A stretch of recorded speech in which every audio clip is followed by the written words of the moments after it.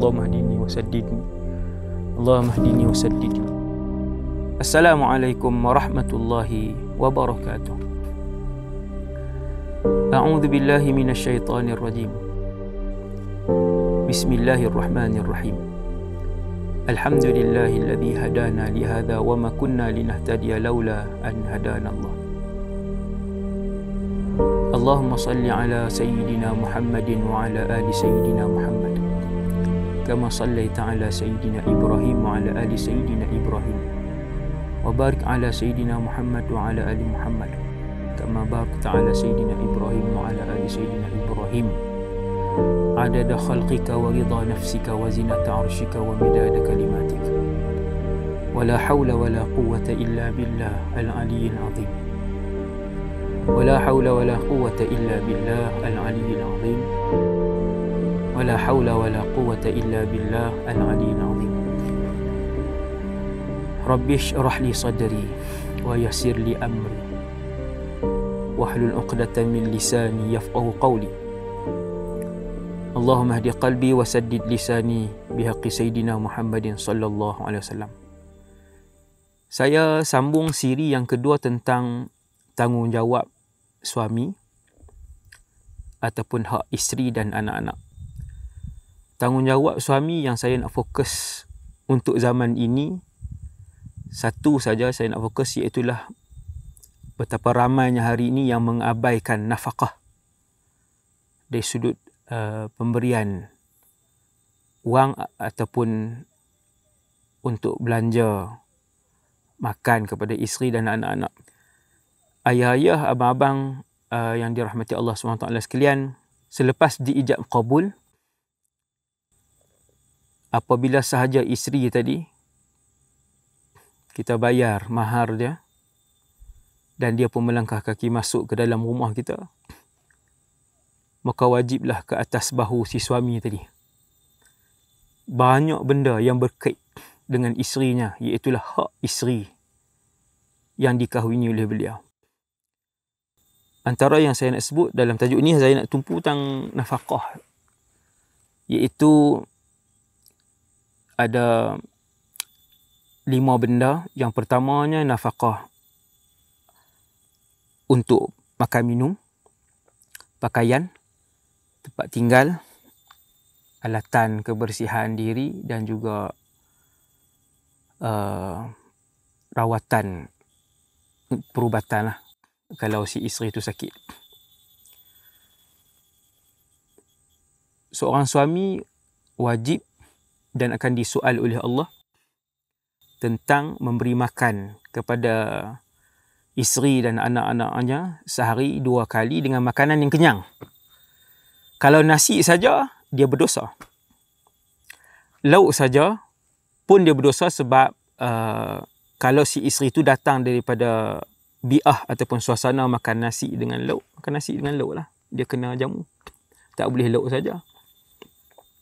Maka yang pertama sekali, makan yang kenyang sehari 2 kali. Hari ni orang Malaysia makan sehari 2 kali kan tuan? Lebih. Maka si isteri jangan selalu menuntut hak sangat, sebab sepanjang kita hidup 30 tahun kita tak makan sehari 2 kali. Paling sikit 3, kebanyakan keluarga di Malaysia kadang-kadang 4 dan kadang-kadang 5. Sarapan tengah hari, petang, malam. Satgi biskut-biskut pula. 5 kali termasuk hak ringan. No? Jadi kehidupan rumah tangga ni sebenarnya masing-masing ada lebih dan masing-masing ada kurang. Cuma saya nak tumpu di sini ialah satu sudut yang banyak diabaikan oleh ayah-ayah dan suami-suami ini dari sudut hak nafkah ni kan. Sampai satu tahap seorang suami, kes ni banyak, kes yang saya nak sebut ni, iaitu seorang suami tak kerja terus. Yang ni suami yang paling malang. Sudahlah malas, tak kerja. Duduk di rumah, keluar melepak. Lepas tu isteri balik, isteri lah masak pula, dia makan. Dan si isteri tu punyalah, orang kata gagak putih lah. punyalah ajaib si isteri tadi ni masih bertahan dan dia bersabar. Tak apalah, suami aku maafkan dan aku halalkan.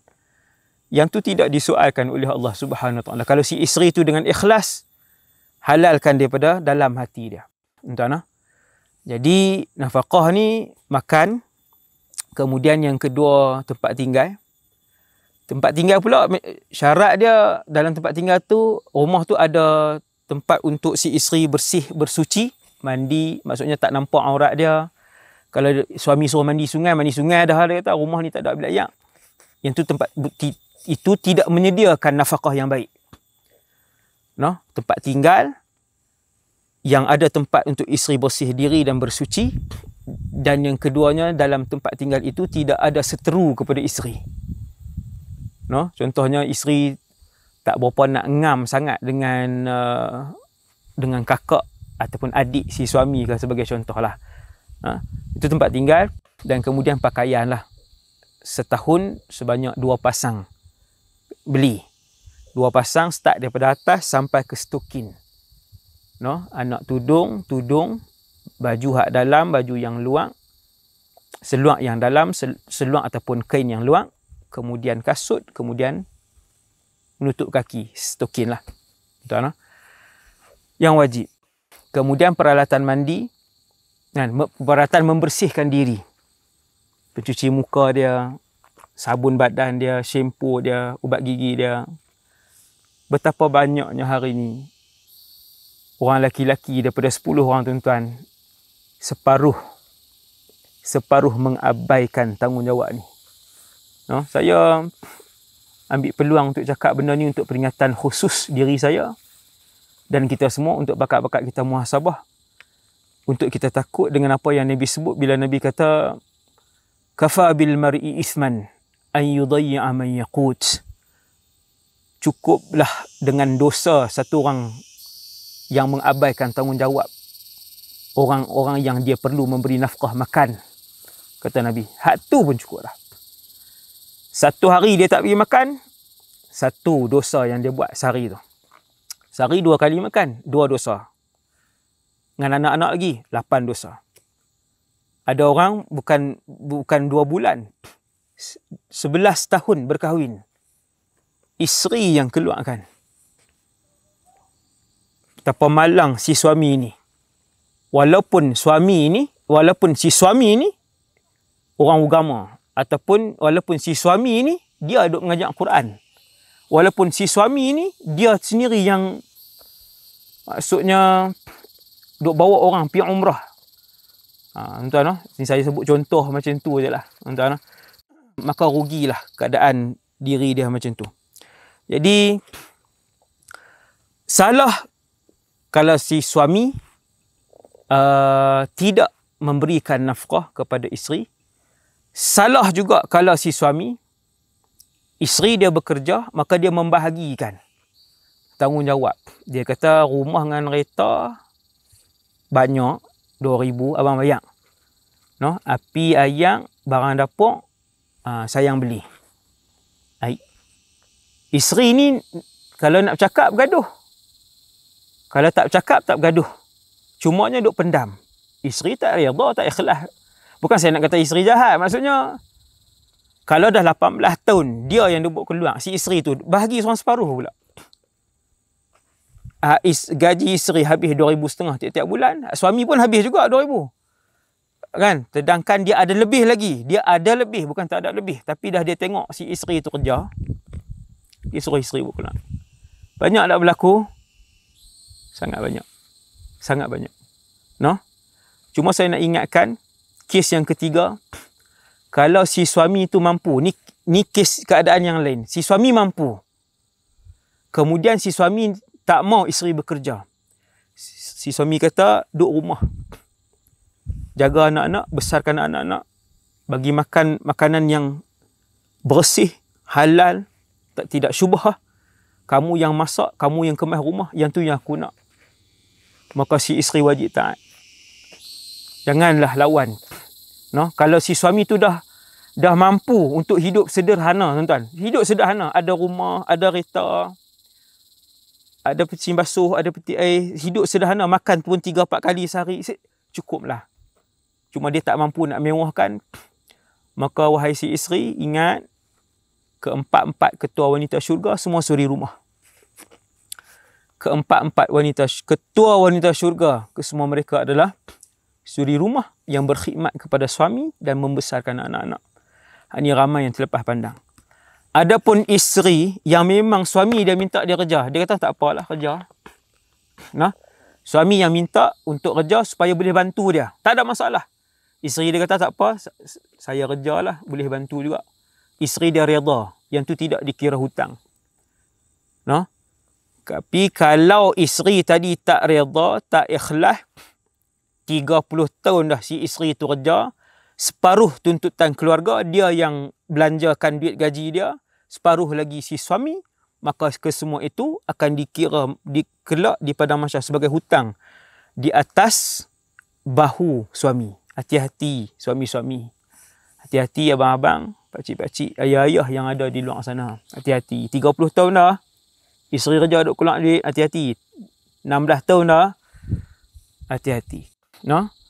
Yang ke-6, keadaan yang ke-6 ialah isteri kaya. Isteri kaya. Suami gaji 3,500, isteri 14,000. Dia pun berlambak dah duit dia, ustaz, takkan saya nak kena bagi. Tetap wajib bagi nafkah kepada isteri dia. Makanan, pakaian, tempat tinggal, alatan kebersihan dan rawatan. Tetap Allah akan soal si suami tadi. Tetapi selalunya wanita-wanita yang solehah bertanggungjawab ni, dia akan buat keluar duit dia untuk mengimbangi dan mengurangkan kesusahan ataupun keperitan si suami menanggung nafkah tadi ni. Selalunya macam tu. Kebanyakannya macam tu. Maka suami-suami, ayah-ayah, abang-abang, hargailah isteri-isteri yang sudah 18 tahun, 24 tahun, 11 tahun. 60% dia yang buat keluar. 70% perbelanjaan kedua keluarga dia yang buat keluar. Ada tuan-tuan, berbelah-belah tahun, 70% isteri yang buat keluar. Tu pun jangan duk cari lagi ikut luar. Nombor 2, nombor 3. Hasbunallah wa ni'mal wakil. No? Memang muka tak malu sangatlah. Si suami yang tidak menghargai isteri yang mengurangkan beban ketua keluarga tadi. Jadi, kalaupun kaya si isteri tak sat, maka suami tetap wajib keluar nafkah. Kecuali isteri kata tak apa bang. Hak mana yang rawatan saya, barang dapur, isteri sendiri sebut tak apa, saya tak apa. Dah kita pun hidup bersama. InsyaAllah, pakat-pakat berdoa jadi pasangan suami isteri sampai dalam syurga. Yang tu terbaik lah. Yang tu terbaik. Ni yang saya nak fokus ni. Yang sampai tahap bila kita jumpa. Ini bukan contoh tuan-tuan. Suami-suami yang kadang anak dah ada seorang, anak dah 2 orang, masih tidak bekerja. Ada tuan-tuan, jenis suami yang macam ni. Dia memang jenis tak ada tanggungjawab. Dan selalunya hak jenis ni pandai bercakap. Hak suami ni, hak jenis ni. Selalunya pandai bercakap, Tuhan bagi. Macam-macam lah ayat. Kona, kod ni. Sedang-sedang 3 tahun dah, tak buat kerja. Isteri bekerja. Dia melepak, buang masa, main game, baca surat khabar. Itu saja. Hasbunallah wa ni'mal wakil. Tiap-tiap hari itu dikira sebagai melakukan dosa kepada Allah Subhanahu Wa Taala. Jadi dan yang terakhir sekali ialah boleh tak satu orang isteri, suami dah sedia tempat tinggal, makan bukan 2 kali, 3 kali, 4 kali, pakaian pun dah sediakan, dia nak minta lagi duit bulan pula, duit bulanan. Maka jawab para ulama, boleh sekiranya si isteri tadi dia membasuh baju untuk keluarga tersebut, dia yang memasak untuk keluarga tersebut, dia yang mengemas rumah tiap-tiap hari untuk keluarga tersebut, maka dia boleh minta upah. Jenuh pula ustaz duk piajak pula benda ni kan. Yang ni ialah hak si isteri tadi sebenarnya. Dia boleh minta upah. Cuma saya nak sebut, isteri-isteri kalau nak minta hak pun kena tengok si suami sepatutnya sewakan rumah yang cukup satu bilik, satu ruang tamu, maksudnya yang ada bilik air macam tu je. Tapi si suami sewakan rumah yang lebih selesa, beli rumah yang lebih selesa. Si suami dah lebihkan di situ nafkah dia. Islam mewajibkan 2 kali makan, syarak mewajibkan 2 kali saja makan. Siapa yang makan 2 kali saja di kalangan kita? Lebih. Maka si suami dah lebihkan. No? Dan kemudian pakaian kita, setahun bukan 2 pasang. Kan? Lebih 4-5 pasang yang dibelikan pakaian baru. Jadi si isteri janganlah menuntut hak dia disebabkan suami pun dah bagi lebih macam-macam. Sekali beli buah, sekali order Domino's, sekali nak balik Sushi King pula, McDonald tengah jalan buat balik sat. 2 keping nama ni Domino's ke apa, ada order hak ni pula kan. Jadi lebih daripada yang wajib. Jadi isteri-isteri, walaupun itu hak kamu untuk tuntut, tetapi ketahuilah suami-suami yang baik pun mereka dah bagi lebih pada banyak benda. Maka yang lebih itu telah pun menutup, orang kata apa, tuntutan yang isteri nak minta tadi, isteri yang isteri boleh tuntut tadi. Jadi rumah tangga ni ialah saling bertolak ansur, faham di antara satu sama lain dan tidak menuntut di antara satu sama lain. Itulah rumah tangga. Maka di sanalah jawapan kepada sebuah keluarga yang bahagia, yang membawa sampai ke dalam syurga.